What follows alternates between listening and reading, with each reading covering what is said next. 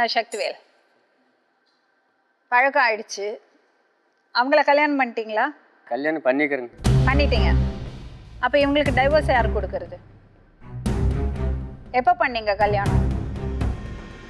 பண்ணி இப்போ ஒரு வருஷம் இருக்குங்க, 1.5 வருஷம் இருக்கு. ஏதோ சமைச்சு வச்சுட்டு போவாங்க சொன்னீங்க.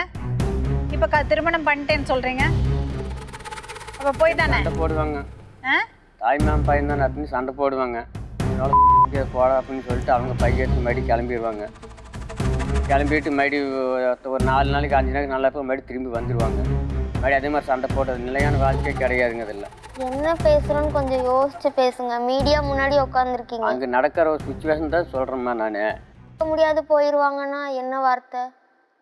சாப்பாடு செய்ய முடியாத அளவுக்கு இருந்துட்டு கிளம்பிடுவாங்கன்னு சொல்ல வந்தேன். 4 நாளைக்கு இருப்பேன், அவங்க அங்கே சொல்லி பார்க்க மறுபடியும் போயிடுவாங்க. அதுக்கு தான் கல்யாணம் பண்ணிக்கிறீங்களா? அப்படி இல்லை.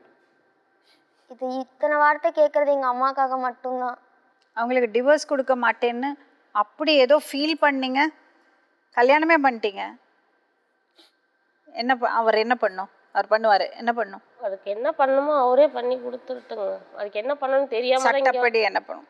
அதுக்கு என்ன பண்ணணும்னு தெரியாம தான் இங்கே வந்திருக்குது. ஏன் டிவோர்ஸ் வேணும்னு ஒத்த காலில் நிற்கிறீங்க? வேண்டாங்க. இன்னும் கொஞ்ச நாள் கழிச்சு எங்கள் கூட எங்களை பார்த்துக்கோ, நான் உன்னை கல்யாணம் பண்ணியிருக்கேன்னா நாங்கள் அந்த பொறுப்பை ஏற்றுக்க முடியுங்களா? நீ வயசான காலத்தில் நான் எத்தனை பாரத்தை சமைக்கிறது? நான் கஷ்டப்படும் போது, என் பிள்ளை படிக்கும் போது அப்பெல்லாம் இல்லாது. கடைசி நேரத்துக்கு எங்களுக்கு என்ன யூஸ்? நாங்கள் ஏன் வச்சுக்கணும்? சட்டப்படி உங்களுக்கு டிவோர்ஸ் வேணும். கொடுத்துட்றீங்களா? ஹலோ, செஞ்சு தரேன். அடுத்தது அந்த பொண்ணுக்கு அவளுக்கு ஆதார் கார்டு, ரேஷன் கார்டு, அதில் என்னென்ன வேணுமோ அதெல்லாம் பண்ணி கொடுக்கணும். புரியுறதுங்களா?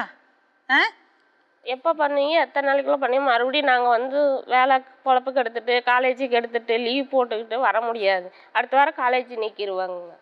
அப்போ வர சொல்லுவாங்க. நான் ஹாஸ்டலில் தங்கி வச்சு படிக்க வச்சிட்ருக்குறேங்க. அதுக்கெல்லாம் நாங்கள் ஃபீஸ் கட்டி நாங்கள் பண்ணிகிட்ருக்குறோம். புரியுதுங்களா சக்திவேல்? அதை முடிச்சு விடுங்க. நான் எவ்வளோ சீக்கிரம் கொண்டு போய் கொடுக்குறேனோ அவ்வளோ சீக்கிரம் தான் எனக்கு கொஞ்சம் சலுகை பண்ணி தருவாங்க காலேஜில். இங்கே புரியுறதுங்களா?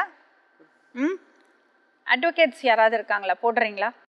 அது ஈரோட்லேயே கூட எழுதி கொடுத்தேன்னா அங்கேயே கூட அட்வொகேட் வச்சு இருக்காங்களா? இருக்காங்க. அந்த அளவுக்கு எனக்கு தெரியாது. இருக்காங்க, நான் அந்த அளவுக்கு எனக்கு தெரியாது. 2வது கல்யாணம் பண்ண மட்டும் தெரியுது.